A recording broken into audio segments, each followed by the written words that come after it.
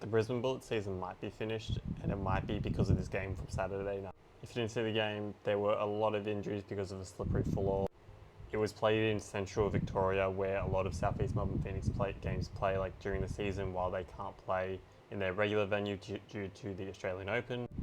And apparently it rained a lot that day, raised the humidity very high. They didn't turn the aircons on in time, and then the floors became very slippery throughout. And then whenever a body fell, it became even worse. And then those towel boys were like working overtime just to try and dry the floor up, but pretty much in vain because there were about 4 or 5 injuries throughout the entire game.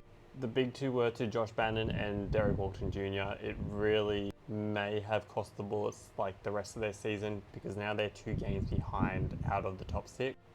There's still 6 or 7 games left to play, but it doesn't look good, especially if you're 2 games behind and you're probably going to be missing 4 or 5 players next game.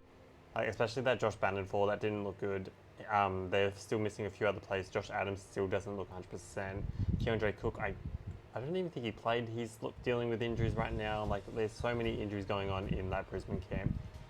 It is a shame because they've looked very much better than what they were last season, but it might just be one of those times where it's out of their control. The other team that's dealing with a lot of injuries right now is Tasmania. Like Sean McDonald's out for the season, and the Will Magnay injuries has started to cost them now.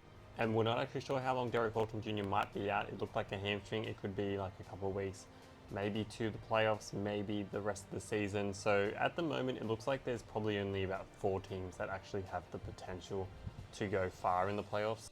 Like you'll see a lot of people just say whichever team stays the healthiest has the best chance, and at the moment that's probably the Illawarra Hawks and Melbourne United. But anything can happen. You saw the Jack Jumpers last year come from behind to win the whole thing.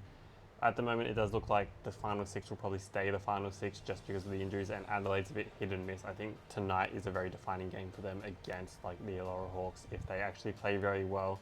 This isn't even if they win, but if they look like they are on par with them, it shows they have that potential. But at the moment, I do have my doubts with this team. That is unless they're super emotional, invested into the game, but we will see against the Hawks.